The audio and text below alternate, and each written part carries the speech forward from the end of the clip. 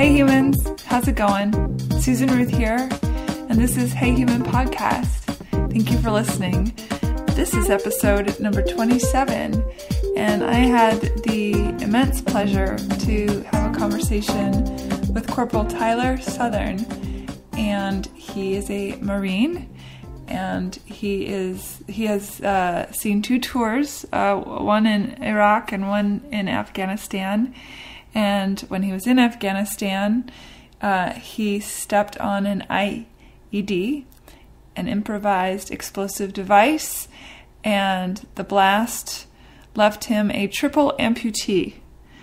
So, that's pretty intense stuff. You would think that having an experience like that would destroy a person. I mean, I personally don't know what it would have done to me, but it didn't at all cramp Tyler's style. This man is a complete optimist. He's got great energy. He laughs and loves and enjoys the world at large. He's a bright light in the world. And this is his story, and I think it's a wonderful one. And I just re-listened to it when I was editing, as I am wont to do, and it just made me happy that he's out there in the world shining his light. And I'm glad you guys get to hear it. So the usual stuff, heyhumanpodcast.com if you want to see links or, read about interesting humans in the world, learn more about each episode. And also, I'm on Instagram, heyhumanpodcast. It's facebook.com, heyhumanpodcast. And what else? You can also email me, by the way, susan@heyhumanpodcast.com. So feel free to drop me a line. Please, also, by the way, it's on Podbean now. So if you have a Samsung or a PC type of telephone, and a lot of people have the iPhones and then you've got iTunes, but if you have a non-iPhone, you can download a free podcast app, Podbean. I think the app is actually called Podbean. So you download that and you type in Hey Human, and voila, you have the episodes. So that's pretty coolio. Anyway, one of the things that Tyler and I talk about at the very end of the podcast, I asked him if you were going to send care packages off to soldiers, what should we put in those packages, since he knows exactly what should go in there. And he said wet wipes are huge. Send wet wipes and things like toothpaste and eye drops, because the desert's very dry in Afghanistan, obviously. He said coloring books are fun, crayons and coloring books, just things of that nature. Candy, stuff to get their mind elsewhere. T-shirts with states. He said that he wore a Florida State T-shirt and it made him real happy. So just think about that. Maybe if you got some time and some inclination to send some care packages, those are some of the things that they really appreciate. All right, lots of love. Thank you for listening. Here is Tyler Southern, and enjoy. Hi, Tyler. Hello. How are you? I am good. Yourself? I'm doing well. Thanks for being on Hey Human. I appreciate it. Of course. Yeah. So, Tyler Southern, not Southern. I wasn't sure. I assume it's Southern. Yes? Yes, ma'am. Yeah. Just like the direction. Yes, exactly. So, you have quite an interesting story. I met you through my friend Adam, and you wrote a song with Adam? Is that right? Is that how did you guys meet? Joe Bachman is a mutual friend. He's a country artist. He's currently the leader of the Chives official band. Also very good on potatoes. Yeah. I've never heard of the Chives, but that nobody's heard of me, so it's all good. Everything's equal. How's St. Augustine? Is it beautiful? It's good. It was a little rainy today, but that's kind of Florida summers anyways. Yeah, I went there once. It's got to be 15 years ago now, and I just remember it's so beautiful there. And I have all those cool, old sort of haunted city in a way, but like a really pretty haunted city. Yeah, the entire ancient city area is awesome. It's the oldest city in America, so and a lot. Is it really? Yes, man. Spanish were here before we were. Don't tell anyone. Yeah, it's 1564. Pretty sure. Gosh. Wow, I guess I did know that, but I don't ever think about that. But see, now the Native Americans, they had cities, they have villages, I guess. That doesn't really count, though. I know. Yeah, I get that. Yeah, it's complicated. You got quite a lot of tattoos going on. Yes. Now, did you have that before? Have you gotten all those since being in the Marines? Were you pre-tattooed to prepare for being a Marine? Because I know that's like part of the outfit, right? Nah, I joined at 17. Oh my gosh! I got my first tattoo on leave after boot camp, and I had well, I guess what would be considered a lot before I got hurt, and then I got a whole lot more after. Wait, how did you join at 17? You don't have to be 18 to be a Marine? No, the military, 17 is the youngest you can go in, but your parents have to sign if you're not 18. So my father did 20 in the Navy, so the military was kind of what we all, it's the family business, it's kind of what we all did and do. Your mom too? 3. No, she was, she thought about it. She's a nurse. Oh, okay. Hired after 32 years of doing that. And did 16 years with my dad while he was in the Navy, so she served as much as anyone else, really, but was never actually in. And then my 2 older brothers went Navy and Army. Okay. Yeah, my grandfather on my mom's side is Navy. So. Yeah, I come from a huge Navy tree. I'm the first Marine. How did they feel about that? They didn't care for it really at all.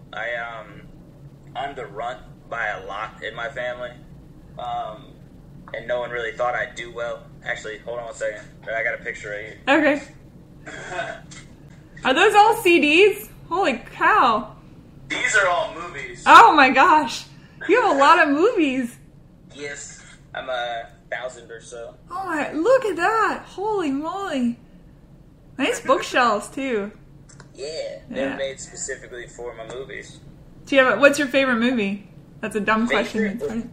Would probably be Men of Honor. That's awesome. Look at that. Wow. So handsome. Everybody's so handsome. Well, thank you for your service, and thank you to your family for your service. Absolutely proud. Do it twice tomorrow if I could. Yeah. No.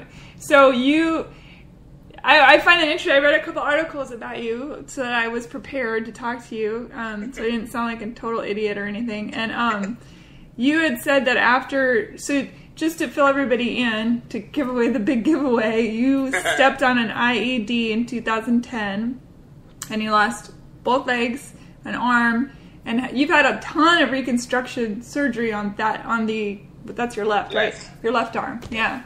So... I'm at 32 surgeries total. My arm was probably 18, 19 of them. They had to rebuild me from the elbow down, basically. My goodness. It's like, holy crap, that's insane. But at the same time, it makes one marvel at science. Yeah, the medical process is something crazy. I have to agree completely. Yeah. I've seen pictures of it when it was on the table. You can see my wrist bones and my tendons, and I'm surprised they were able to do what they did with it.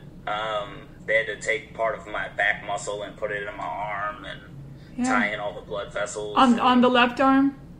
Yeah. Yeah, they had to remove my right lower lat muscle and put it in my arm as a filler, basically.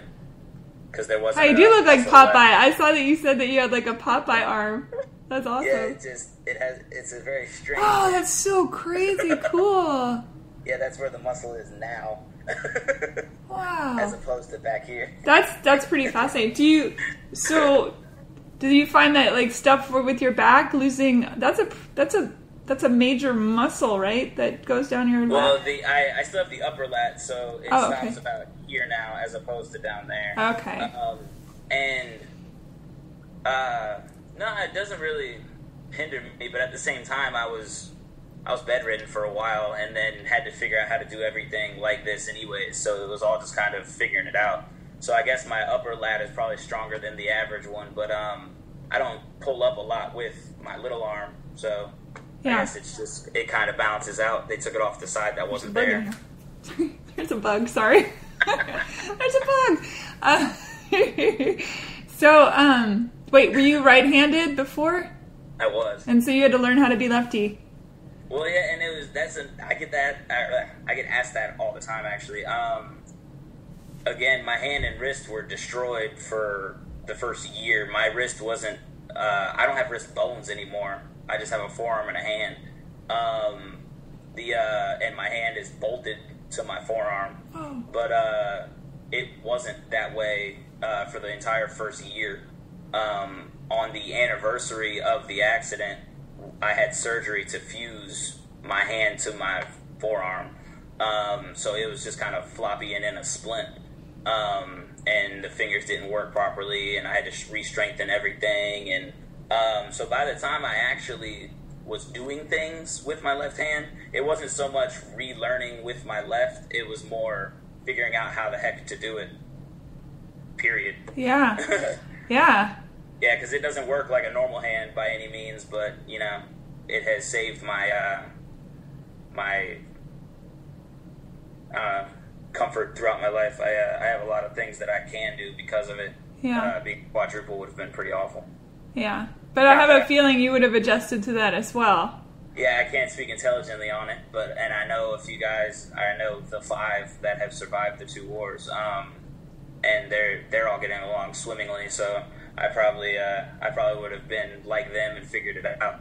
But it's just hard to wrap my head around it. Yeah. So you said that you saw a picture. Well, let's go. I'm going to write that question down because I don't want to forget that because I think that's really interesting. I have photos of everything from me on the table. So let's go back a little bit. So in 2010, you're doing your second tour of Afghanistan. Yeah. Or second tour period, like you had been to Iraq. Yeah, I did Iraq first. Oh, okay.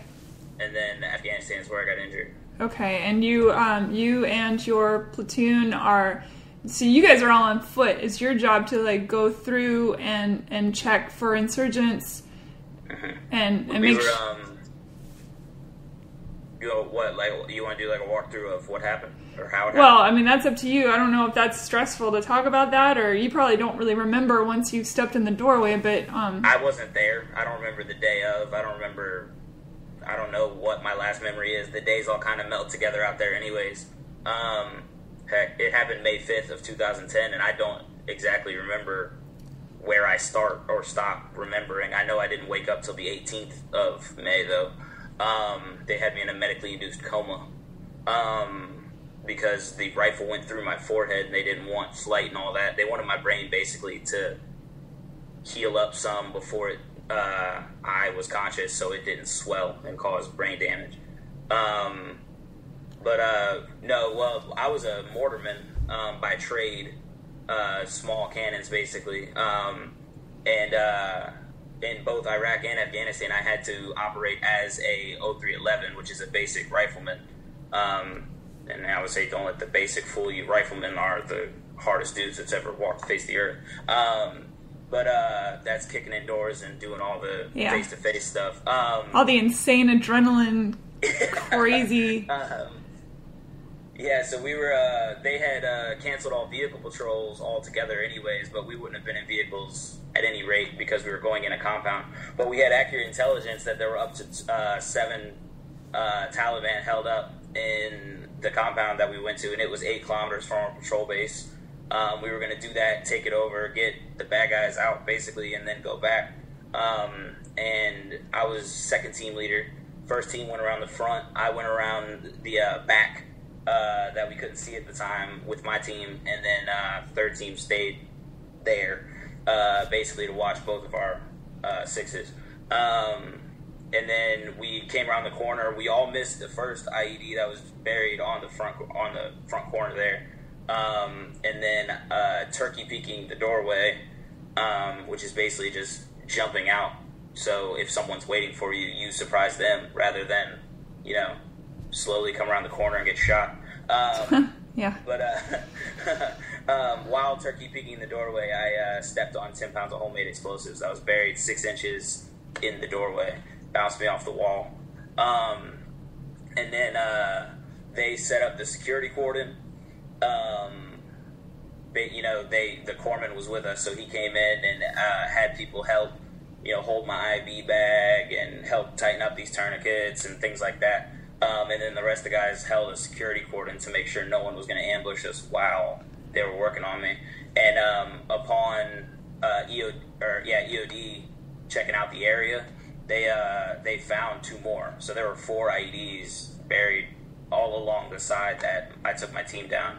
I was the only one injured, thank God.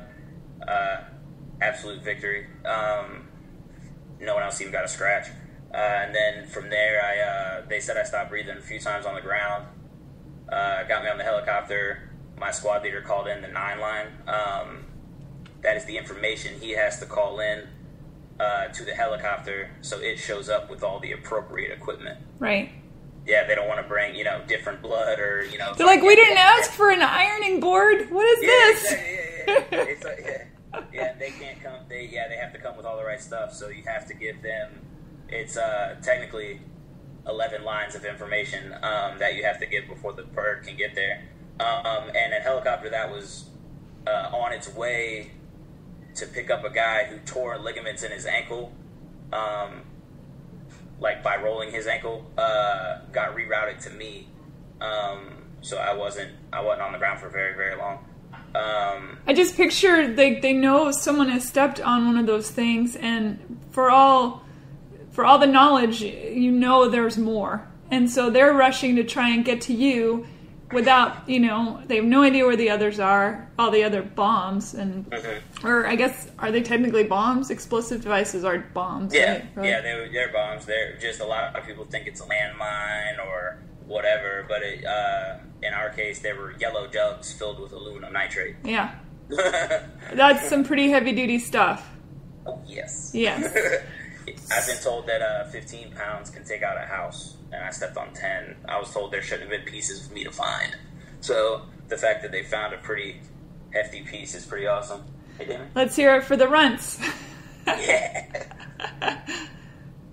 Is that your dog? What is that? I don't know what you're doing. Is there a puppy? A child? Come here. Is there a person? I don't know what that is. Oh, it's a baby. Hi, little man. What's up? David, say hi. Hi. Come here. Oh. He's tired.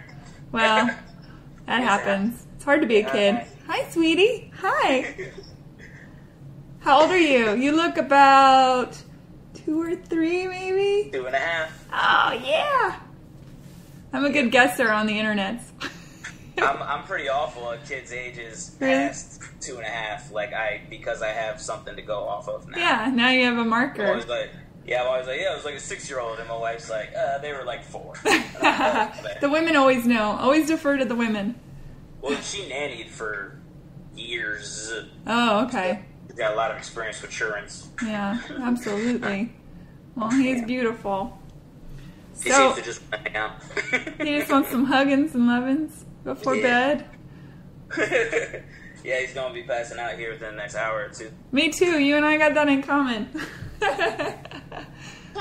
So. Early to bed, early to rise. Yep. Well, and then here's... Did he say I want a pickle? Hi. How are you? Oh, another one. Our daughter Zoe. Oh, babies. Aww. Now she, I'm going to guess, is... Wait, let me see. She's pretty newer. I'm going to go with 3 to 4 months. It's a guess. She's 7 months. Dang it! I'm hard to see with me. I'm better with after they get to be 2 and up. Babies I'm terrible with. I never know. Nice to meet you. It's good to meet you. Hello. So, as long as you're here, I might as well ask you. So, you guys went to high school together, Yes. right? And then you had heard that he had been injured and was back recuperating in the military hospital, and you just went, I'm on my way to go see him. How was that all about? No, I found out on Facebook, actually. and I ended up writing him a letter. But I didn't see him for 3 months, like after he got hurt. So he got hurt in May, and I saw him in August when he came home for his homecoming. And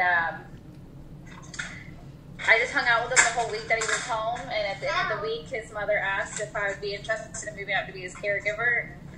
And I went home, and an hour later, I sent him a text and said, "Tell me when to pack my bags." And off I went. Did you know when you met him? Did you go, "Oh my gosh, this is the person"? When I was 15, no.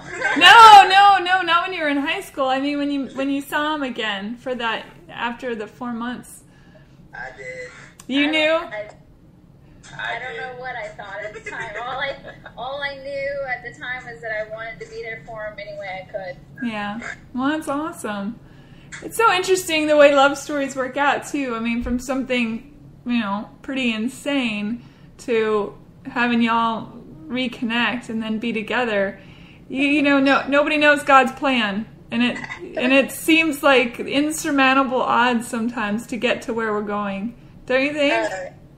Yeah, I would say my life's pretty awesome. Everyone's out, oh my God, sadness and whatever else. Like, no, I got 2 bundles of joy. We're planning on doing another eventually. At least practicing, right? Yeah, That's awesome. Nice to meet you. It's great to meet you. See ya. Have a good night. Okay, so you don't, obviously, you don't remember it, but when people retell it to you, do you just go, holy crap, what? I knew how a lot of everything worked anyways, as far as bombs going off and injuries and whatnot. Like I said, my mother was a nurse, so I knew a lot about first aid and medical terminology and all that other stuff from the get-go. We kind of go in with a mindset that something could happen. For a long time, I always said, to the guys and stuff before we went, if I ever get my legs blown off, just kill me. I don't want to live through that. And then, I'm here and I'm like, I've never gotten to that point in my mind where, I wanted to end it all. I read in one of the articles about the IEDs that they're so potent that they don't just take, arms and legs, but everything, and that a lot of the guys have directives that if they lose their genitalia that they don't want to. Oh, well, yeah, and that's a whole nother thing, too. They, for a while, actually, whenever I was first injured, the loss of genitalia was not compensated. What do you mean? Well, you get when you get injured, you get a SGLI, which is up to $100,000, and so much for so much of an injury kind of thing, like a limb is $50,000, I think. One limb is $50,000, and then the cap is $100,000. But and then if you die, your family gets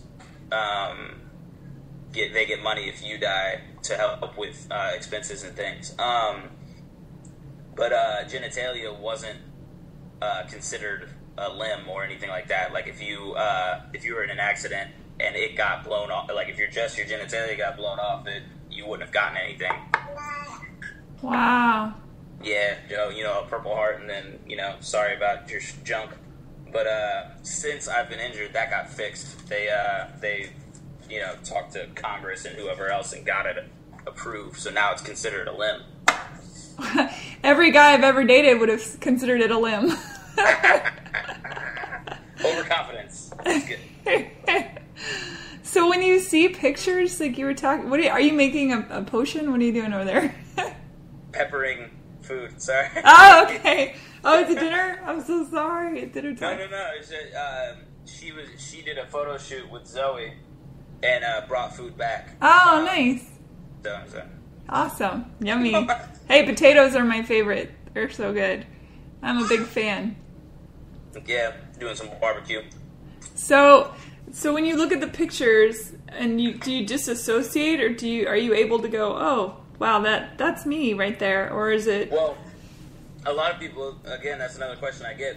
Oh my God, like, is that shocking, or does it, break your chest in half and you just want to cry? I enjoy seeing how far I've come, and just the kickoff point was pretty low. I was really bad off for a while there. My left leg was open up to my hip, and most of my femur survived. And just I'm in awe of medical personnel when I look at them, and just overall impressed and grateful and thankful for everyone being basically on point, with their training and whatnot. Yeah. Over the course of the 18 days where they were saving my life.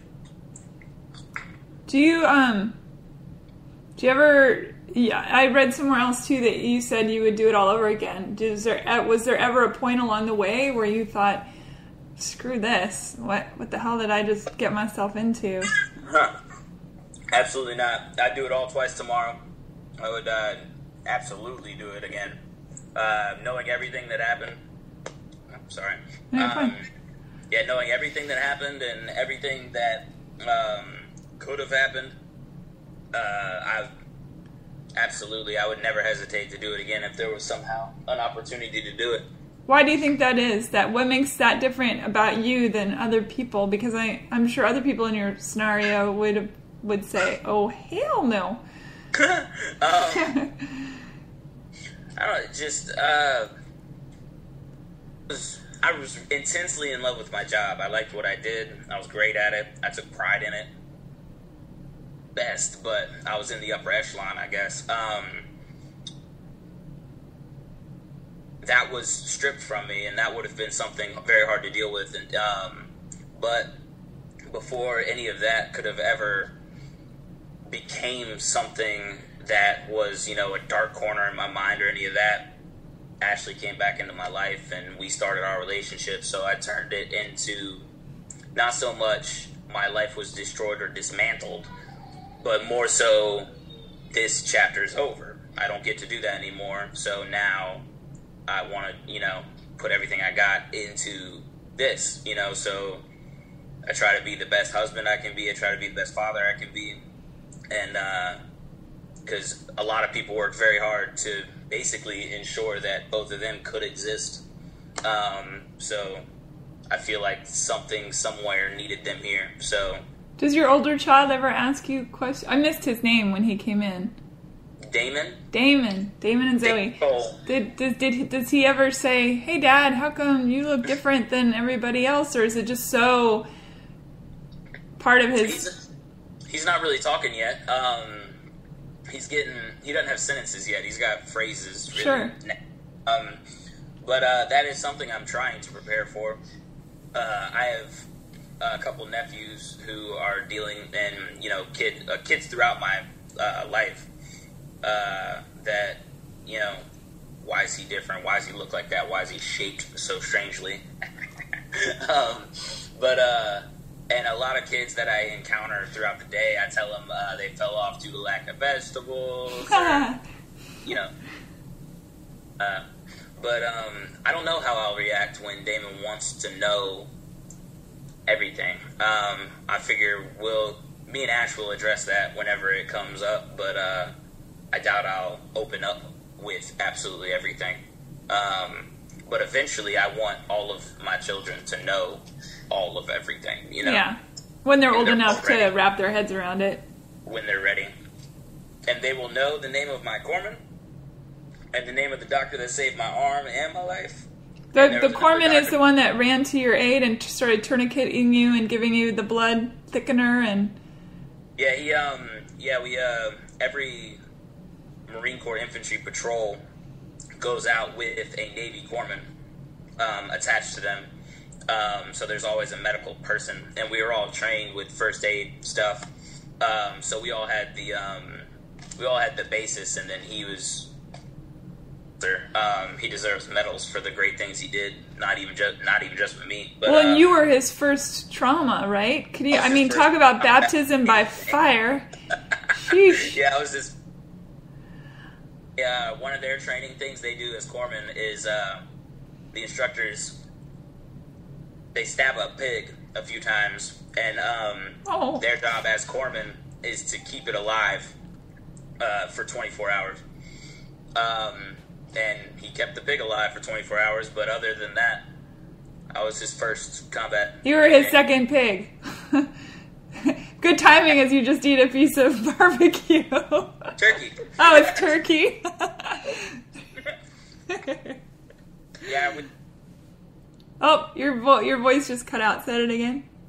So I still keep in touch with my corpsman. Oh, good. And also, the plastic surgeon that rebuilt my arm, he's still the head of plastic surgery at Bethesda. He's a captain in the Navy. Robert Howard. All the orthopedic surgeons their training said cut it off. And the infections that were in my arm from the dirt, debris, and nastiness that's over in that country were running rampant through my arm. So what they were going to do was just cut it off and call it a day, get the infection handled, and save my life that way.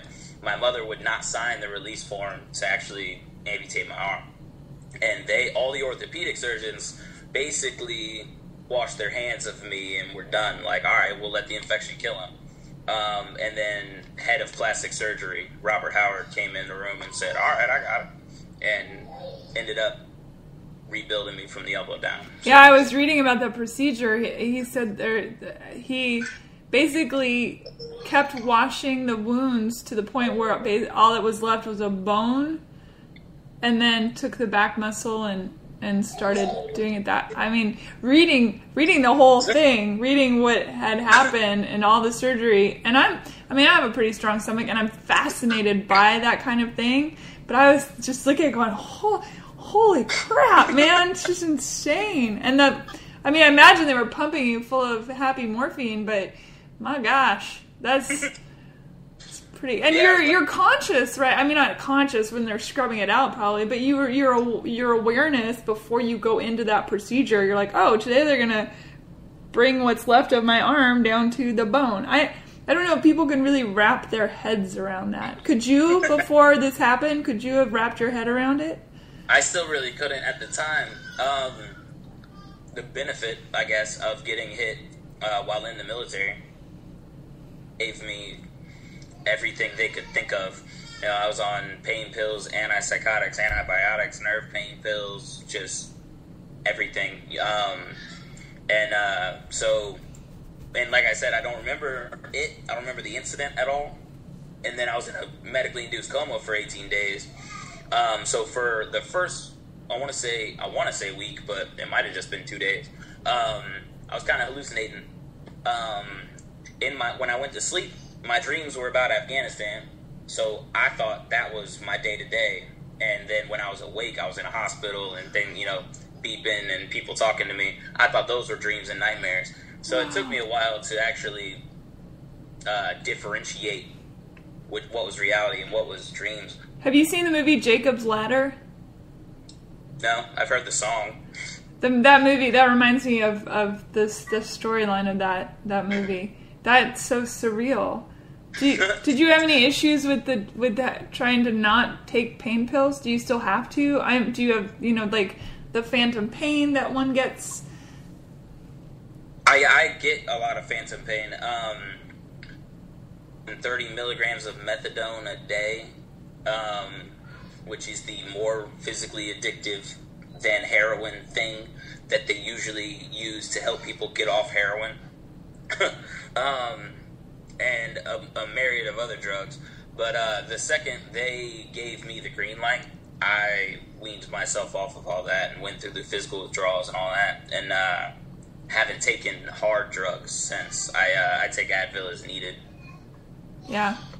Because I have an addictive personality, as you can tell by my movie collection. It is massive. And your tattoo collection, too.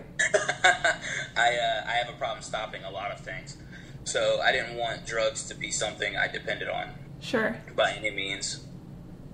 I try to handle all of that as in-house as possible without having to go to doctors or any of it. So. What do you do with the phantom pain? How do you stop hurting something that that's your brain thinking your stuff is still attached, right? Yes, ma'am. really, really, really awful. And you can describe what it is that's happening, which is something that was surreal to me. Sometimes it feels like a red hot poker being dragged down my shin, or my foot just itches, or my right hand is balled up really tight in a little ball, and I have to try to focus on opening my imaginary right hand. Wow. But for the most part, it's weird little ticks, just like, ow, okay, good to go. Or just quick, like, make you jump. The equivalent of an itch, but more of like a prick. And it's over. But sometimes it's usually linked to my exhaustion. If I'm super tired, or just basically my body's fed up with whatever's going on, it becomes worse usually. But there you can usually tap at it and find the nerve that's doing it, and slap it till it stops, kind of thing. There's a lot of just weird little things. I wiggle my legs a lot, and people are always like, "You cold?" I'm like, "Never." Always. But usually keeping mobile helps. This is a weird question, but since you're eating, it made me think of it. Do you did you have to adjust your normal calorie intake so you didn't get obese or anything? Because you look really fit, and I imagine you lose some limbs, and so they're not requiring energy, but your brain requires a lot of energy. So, and healing requires gobs of energy. Like, I know they give burn victims like 15,000 calories a day. So, oh yeah. So how did you? Well, initially, I had the food tube up my nose, Ugh. and they had to pump this big long thing into my body a couple times a day, and I had a weird belly on me. Wait, a weird what? A pregnant type belly, like I just bloating. Yeah, I ended up getting a weird belly going from all that, and then they wanted me to, if you eat some food out, I'm like, stop feeding me through my face, and I'll get hungry and I'll eat. That stayed in longer than I wanted it to. I'm not a foodie. I'm actually pretty picky of an eater. And for the most part, I usually I eat so I don't starve and die. I'm not like, oh my God, I need food, ever. Ash is an amazing cook. She's kind of ruined me in that sense. I usually only eat one big meal a day, give or take. I drink a lot of coffee in the morning just because I love coffee, which suppresses my appetite. But I usually, I'll get a snack. I'll do a piece of, peanut butter honey toast or something throughout the day to tide me over, and then she cooks dinner, or we go out to dinner or whatever, and then that's usually the day. I get a coffee galore, a snack, and, a meal. Yeah. Yeah, because I'm a smaller engine now. I don't need as much fuel. Do you have a workout routine that you do every day that's part of rehab, or that you just do because you like to do it? I've fallen off the wagon a little bit on so much for an addictive personality. It's a different kind of addiction there, I guess. But running around on my prosthetics is pretty helpful in the keeping me in the game. Are those uncomfortable, or is it? Look at that! I love the shoes. Thank you. That's awesome. Joker shoes. That's the best. It's not cozy by any means, but there are ways, basically through wearing them enough, my body gets used to it to a degree. Yeah. Do you get calluses? Somewhat. But I do an older method, where I just put cream on my residual limb and put the leg directly on. Is there a bone in that arm right there that you're moving? Mm-hmm. It looks soft. Okay, yeah. It looks really soft. Did it burn a lot? No. They had to go into my humerus a few inches, and then the bicep obviously is made up of two muscles. They had to remove one of them, so this is way thinner than it would be. Right. I just have a sep or a unicep. And then September of last year, I had an infection in my little arm that tried to take me out. When they cut that out, they made it a little extra pointy. Yeah, but yeah, there's bone in there. Okay. How did you get an infection if everything was sealed up? Is that just something that happens that you'll always have to worry about, or? I use it for a lot of things. I grab things, or I, put weight through it whenever I'm moving around. And just like women are always wondering why they got the little bruises all over their legs, I get random little cuts all over my arms sometimes, and I don't know what it's from. Okay. Just one of them got there after, almost 6 years at the time. Finally got one. I got an encapsulated abscess. Sexy.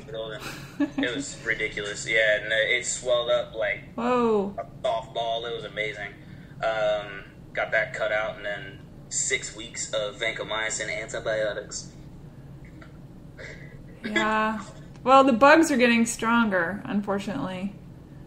Oh yeah, and vancomycin is like dumping gasoline into your system. Oh my gosh. It kills the good stuff too. Yeah, you probably had to have fistfuls of probiotics after something like that. Yeah, it was 6 weeks of IV antibiotics, so I had the PICC line in my arm, and we had the tower here. I didn't have to stay in the hospital for all that, but yeah, 3 times a day, like clockwork. We had to get the tube set up and plug in the bag and plug me up, and I had to sit there for an hour while the bag emptied into me. Yeah. So you're on a motorized vehicle right now, but do you generally move around in that? Or I was reading, I kind of went down the rabbit hole of the Google, and I was reading that for some of the amputee people this with obviously missing legs, so they're not walking unless they have prosthetics, that they worry that they tend to get, their obesity or their diabetes or those other things might crop up. Do you try and maintain being on both? Like at home, you chill out. You're like, I'm in my chair. I'm in Daddy's chair, as my dad would say about his chair. Well, at the height of when I'm actually at walking, I've been really profoundly lazy with that. I've been out of my legs for the most part for about a year. I would walk for whenever we'd go out to somewhere, like, go to errands or a meal or whatever. I'd wear my legs and leave my chair here altogether. And then just whenever we were home, I'd be bouncing around in my chair. But now, we have the ramp van, so I can take my big, ridiculous wheelchair everywhere. Yeah.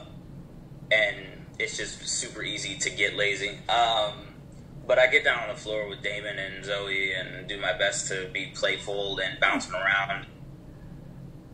I do keep up with some calisthenics and things like that. And I'm not eating a whole lot throughout each day, so... the actual staying mobile, I bounce around enough that I won't be getting any clots or anything like that. I even move around a lot within the chair. Yeah, you're pretty bouncy. Hyperactive you are. I have a lot of energy, I do. Yeah, that's good. I think that's a good thing. When you dream, do you have all of your limbs, or does it just depend?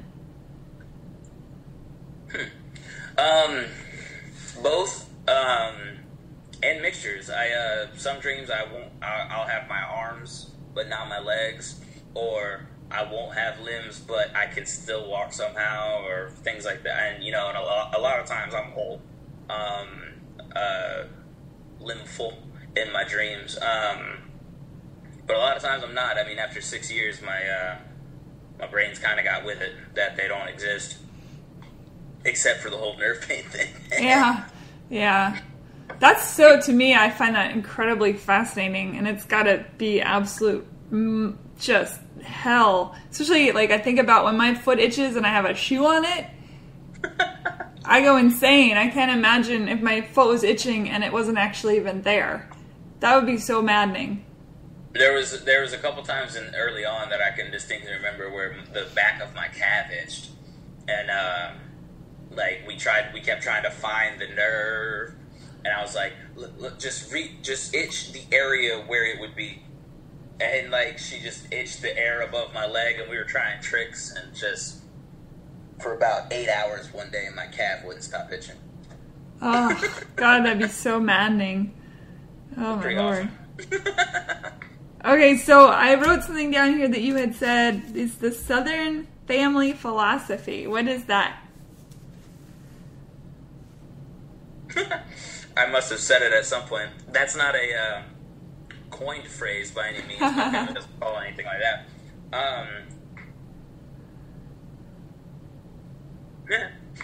We were raised basically not to be victims at any rate.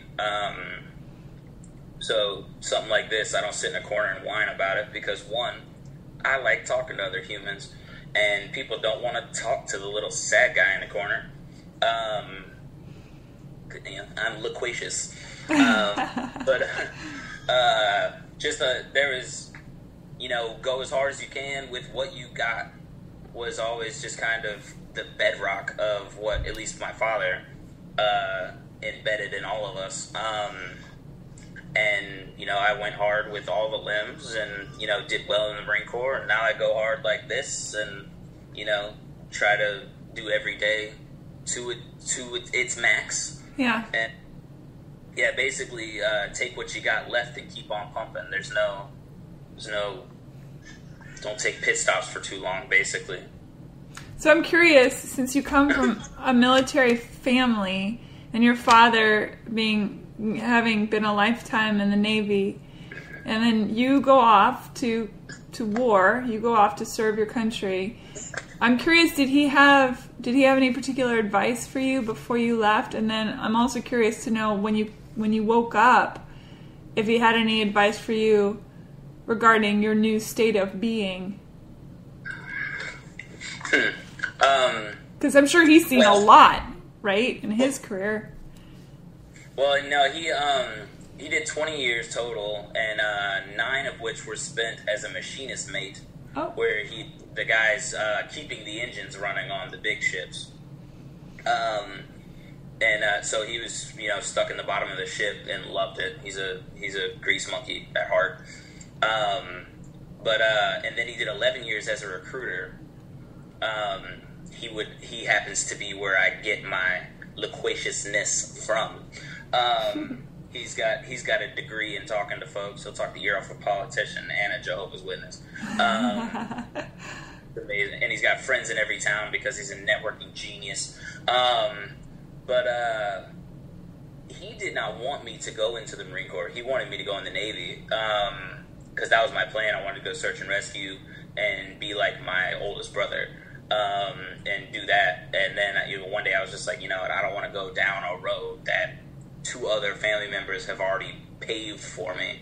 And, Dad, I just did this. Joe, I just did this. Oh, I did that, better 20 years ago and all that, So I just kind of wanted to pave my own path. And they didn't care for it very much. They ended up signing the papers, but it was a little bit of a fight. Do you think they didn't because the Marines are, known for being the first ones on the scene and in the scariest, setting aside Navy SEALs, which obviously that's an elite force, but as far as, the military branches, the Marines are in the shit. Oh, yeah. We're in the thick of it. I also kind of pulled a fast one on my parents like a butthead. But they signed the papers under the agreement that I was going to go aircrew and work on helicopters and stuff like that. And then after they signed them, I changed all the things to ground option. Oh, they must have loved that. My dad threatened to end one of the recruiters. Yeah. He basically thought they were pulling one over on me. Oh. But it was a big old, you don't understand what I want to do, so leave me alone. It's a very parent-child conversation. Yep. And going in, it was a huge argument, and, he was going to be proud of me all the same. He still welled up whenever I took, I stood and took the oath. Still joining the military, so I'm not a burnout or a, horrible son. And then on deployment, or for deployment, usually the advice ended up, it was almost like a mantra. He would say, keep your head down, no hero stuff. Head down, eyes open, no hero stuff was pretty much all he ever said. I kept them as posted as possible. with the ways I could, phone calls and things like that and letters. But when I got injured, he's a man that's only seen like 6 movies ever. When I was hurt, he was up there with me before Ashley came up for about 5 months, and he made me watch football, so I made him take me to the movies. Oh, Dad, let's go see a movie. Come on, we'll go see this one. There's one you'll probably like. What's the last movie you saw? Rocky. Which one? There's more than one? I love it. That's great. So that's my dad. But he had seen Men of Honor. So I always akin him to Robert De Niro's character in Men of Honor anyways, because the character Robert De Niro plays in that movie is my father. It's uncanny, really. But anyway, so Dad calls me Cookie all the time, because that's what De Niro called Cuba Gooding Jr. Yeah. The leg. And just that's kind of a running joke with us. He calls me Cookie or Corporal all the time. And people are like, oh, that's a little formal, and your dad probably doesn't like you very much. We're like, no, he'd call me something else if he didn't like me. Those words of endearment. So he was obviously there. My parents both were there from day one, and my mother had to get back to work after a few months. I kind of put the family in financial straits. And then when Ashley came, Dad finally got out of there too. But they live they live 30 minutes up the road. They both always want to try to help with things that I can do, almost too much, to where it almost be hindering my progress. Sure.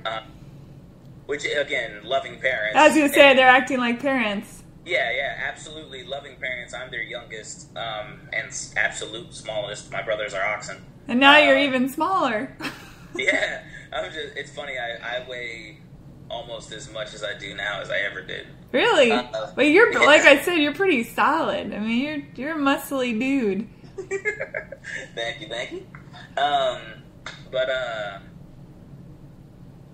So that was something that, in retrospect, would have really hindered my therapy and stuff like that in the grand scheme.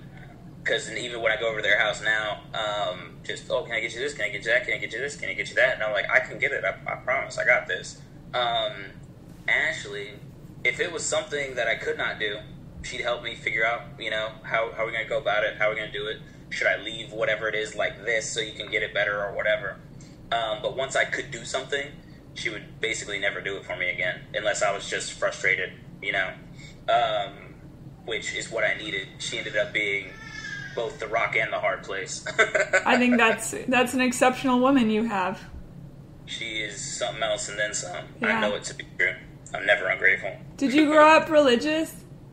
Negative. I'm not against it. But I was not raised religious by any means. Yeah. I was just curious because the logical question for a person who was raised religious would be like, oh, are you mad at God, or were you ever mad at God? But if you weren't raised religious, that's a silly question, so. Well, I just, I hit a low point or two. I want to say July 4th of 2010 was a pretty awful day. I don't know if you dug up that interview. I did. I read it. Because that one's on the internet, too. But yeah, that was a very awful day, and I gave up on everything, and then the next day kind of washed my hand of that and got back to being motivated. But I think people have to go through that stuff, though. You have to get to your lowest point so you can get to your highest point. I think that's such a human thing. 5 stages of grief kind of thing. Yeah. And I'm excited that one was very short-lived because, like I said, getting lazy is easy. Yeah. Do you think if your kids come up to you and say, Daddy, I want to be in the military, are you going to be like, cool? Or do you think there'll be a part of you that has trepidation about it? I'd be absolutely proud if either of them wanted to go in the military. I would worry, obviously, and basically would give them all the information I have or will obtain to best enlighten their decision for job or branch or whatever else. Mm-hmm. I'd be uncontrollably proud I would never try to stop any of them from joining the military. But yes, a lot of me would worry.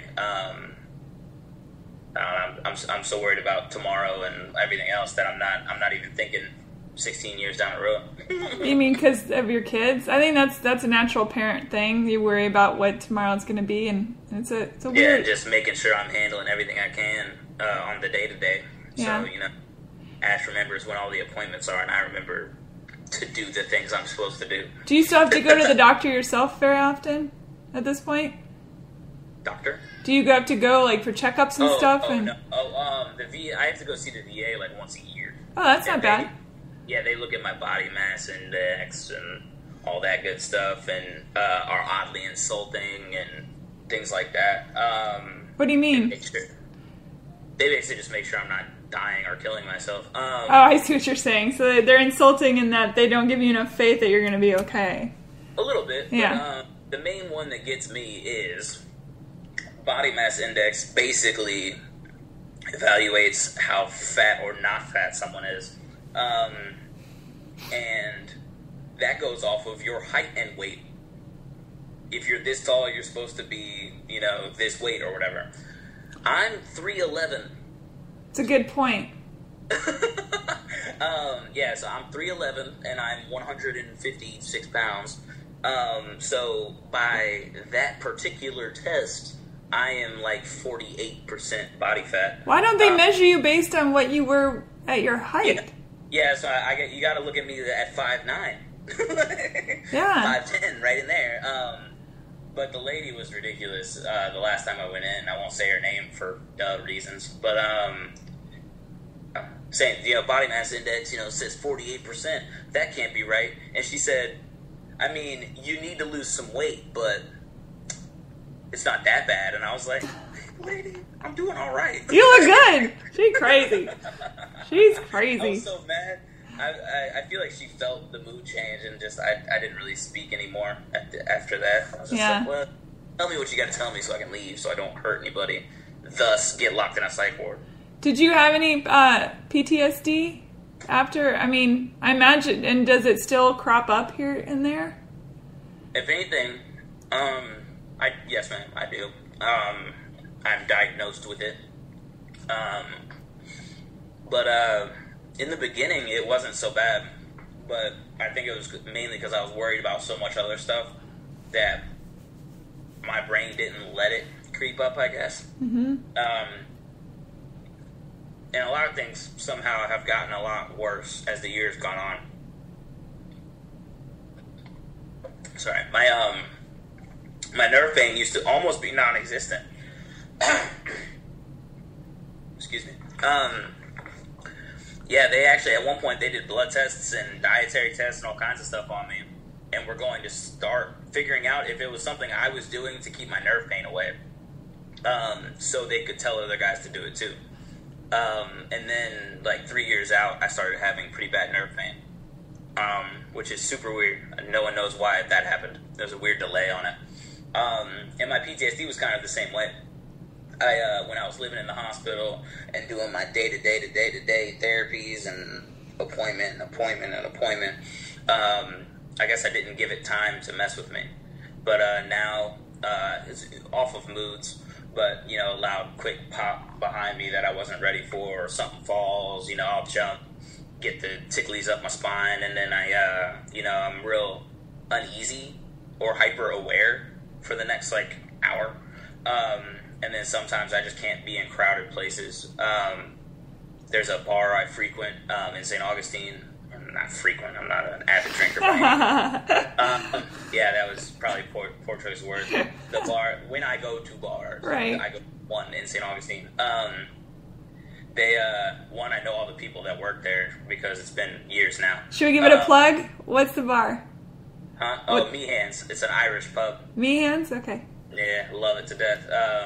It took me 4 years to get on the 100 Pint Club to help you test or gauge how much I actually do drink. Not very much. But I know everyone that works there, and I know a lot of the patrons because of the times we've been there. So being in that kind of crowded area where I know a whole lot of people, ends up being a more comfortable, homey feeling. That's why I don't bar hop by any means, because when I go to a place I don't know and I'm surrounded by people I don't know, I get super uncomfortable super fast, and then I can't calm down. I start sweating, breathe crazy. Anxiety gets to me really bad, and I just gotta go outside or just call it a night. Yeah. But waking up from nightmares and stuff like that doesn't occur. I don't get cold sweats in the middle of the night or any of that. That would have likely happened whether or not you had been blown up, probably. I read the book War by Sebastian Junger. Have you read this? I've heard of it. It's intense. It's very intense. Trying to wrap my mind around someone living in that day to day. It's no wonder that everybody coming back with the PTSD. It makes total sense. You get conditioned to the point of hyper-awareness. Yeah, my buddies will die, or I will die if I don't pay attention. Yeah, to absolutely everything. You kind of don't even really sleep. It's like a weird pretend sleep. Yeah, it's a lot like when you got a newborn. Just your eyes are closed and I guess your body's asleep, but the moment you hear a sound, let's go, let's fix it. Yeah. Yeah, we got mortared every morning at like 8:30, so it was kind of an alarm clock anyways. Oh my gosh. That's crazy. So, if you were to tell someone what would be a great care package to send over to military people, what would you say to put in it? Like people that I'm going to send a random care package off, and what's a good thing? I'm not sure if you can put tobacco products in there. Dip.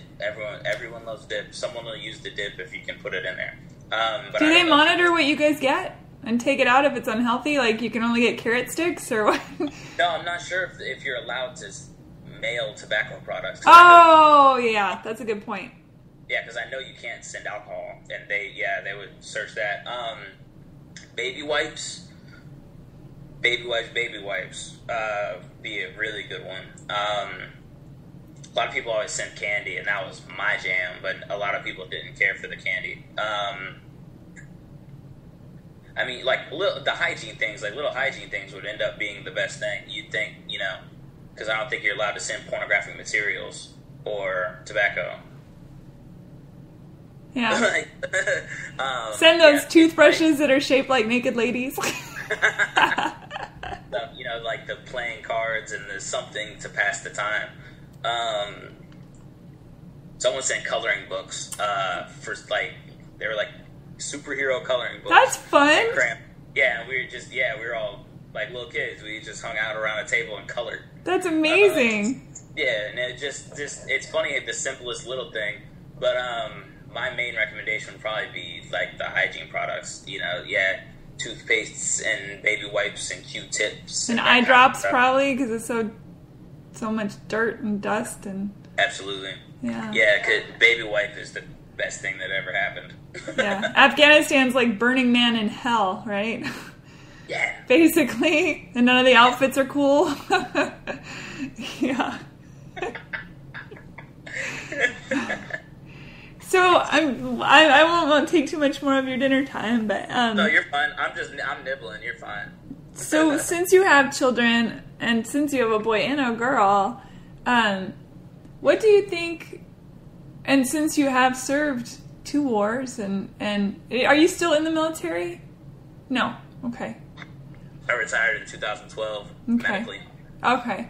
So when they come to you and say, "Daddy, why is there war? Daddy, what do you think your answer?" That's all little kids see all this stuff going on, and they're little empaths. How do you think it's got to be a tough one. Well, one, I never really worried about the why. I was above my pay grade. There were Americans dying, so I went willingly to do everything I could to make that not happen. And while there are people putting their lives on the line I had no right to not do the same thing. And that was my biggest thing, was people risk their lives for me and mine. Right. I will not allow myself to think it's okay for me not to step up to that particular plate. I guess that's not exactly what I meant by the question. I meant, like, when you talk to your kids about the necessity. I mean, I guess it is kind of an answer of, like, I think kids see things so differently than grown-ups, you know? Well, and then there's always, at every single point in any history, there are going to be bad men who will stand up and do bad things. And you can't beat back wolves with words. Sadly true. You gotta send wolves to take on the wolves. And you always gotta send a good man, trained, of course, woman, but I knew what you meant. PC America. You gotta send good men who are trained to violence to take out bad men who are committing violence. Yes. With little or no regard. It's a trippy thing. And the thing that it bums me out too, because I know, I have some friends that have done the USO tours, which is awesome. And, they get to see some stuff that normal, quote unquote, American people don't get to see. And I find it really fascinating, both sides, the people that scream from both sides, whether they're, quote unquote, for or against something, like, y'all don't have any clue what's going on. Like, just shut up, because you don't know. You're not there. You're not in it. You don't know what the presidents are asking for. Whichever president, whichever side of the aisle, you don't know. You have no idea. And so it frustrates me, and I imagine it frustrates... Nobody wants war. It's not like anybody wants that. It's a ridiculous concept to think. Well, I mean, there's probably some people that want that. I'm not going to speak unilaterally for the whole of the world. And there are evil men who do evil things. But, man, I get frustrated when people have big opinions on things they know nothing about. I imagine that's probably something that y'all have to deal with when you come home, and, like, even when you're over there. And were you scared to come back? What is it? Were you scared? I guess the way you came, the first tour in Iraq, do you come home before you go back out again, or how does that work? You're supposed to, a unit is supposed to stay stateside for a full year before they deploy again. Oh. But sometimes it's a little less or a little more. But you're supposed to be back for 12 months before you go out again, so that the unit doesn't burn out. Were you antsy to get back? A lot of us were. It goes to the training. We train every single day to do these specific things. We do our daily things. We go to the field. We do all these field ops and these operations and training for this thing, and then sometimes we waiting for a while to actually go play the game, quote unquote. You train, practice, and you want to get to the game. You want to go, put on the helmet and do the work. So, I mean, to train and not get to do it would have been pretty awful. Yeah. Overall psyche of any of us, that's a huge morale killer. Having to stick around when you want to go. Yeah. Yeah, and a lot of us are gung-ho as hell, and, go, let's do it. Yeah. The Marine is a really specific breed of animal. Semper Fi. Do or die. I dated a Marine once when I was younger. He was a really good kisser. That's not a class that they teach us. So. They don't teach you that? No, he might have brought that with him. Maybe he learned it there. Who knows? Wherever he went. He was in the first Iraq War, so who knows? Iraq. I really appreciate your time. You are awesome, Tyler. Like yours as well. It's awesome. Thank you so much. Being considered. Pardon? I appreciate you being considered. Oh, absolutely. And I will tell everyone to send baby wipes, eye drops, and toothpaste. Or you can just put assorted hygiene items on yes, it. Yes, assorted hygiene items and a couple coloring books. That is such a brilliant thing, because what a wonderful way to kind of step outside of yourself for a minute. That's a lot of it. Is you got to try to get kind of a little bit of a hope in your system, so you can stay level-headed. Yeah, I had a Florida T-shirt that I would wear when I wasn't working in Afghanistan. I wore it every day, and it just helped me feel like, remember what I was doing. Speaking of T-shirts, I forgot I wrote that down. You and your father made T-shirts that are hilarious. And what did they say? Well, the front said "Combat Wounded Marine, some assembly required," and the back said "I had a blast in Afghanistan." I think that's so brilliant. Well, when I first got there, the Marines were the redheaded stepchildren. No one knew what to do with us, because there were Bethesda is a Navy base, and that's where we all went initially. But then the therapy and the rehab was at Walter Reed, which was an Army hospital. They didn't know how to discharge me from the hospital because I was in the Marines. And I was like, it's simple. Where you write Army, write USMC. And they were like, well, I don't know. They didn't know how to discharge me from the hospital. So I was like, all right, well, I have a room at the housing, so I'm going to be there. I'll come back at noon tomorrow and sign whatever you figure out. Me and my dad were bothered by that, so we labeled the the Wounded Marines. Oh my gosh. That is so funny. I love it. You probably sell those for like... Well, no, and we never did. Everyone always tried to give us money, and you've earned them, get out of my face. Yeah. And eventually they became pretty famous in that community, and we made combat wounded soldier and sailor shirts as well eventually. Yeah. That's and awesome. then the last one was if you keep staring, they may grow back. And the back said battlefield tested, battlefield approved. I like it. Got nub life. Oh, nub life. That's funny too. Tyler, you are amazing. Thank you so much for being on the show. Thank you. I appreciate it. Keep me posted on life and things. What is it? Keep me posted on life and things, and I probably will get through St. Augustine on a tour, so we'll have a drink at the bar. Yeah, you gotta let me know. Okay. You got my number now. All right. Bye. All right, bye. Thank you.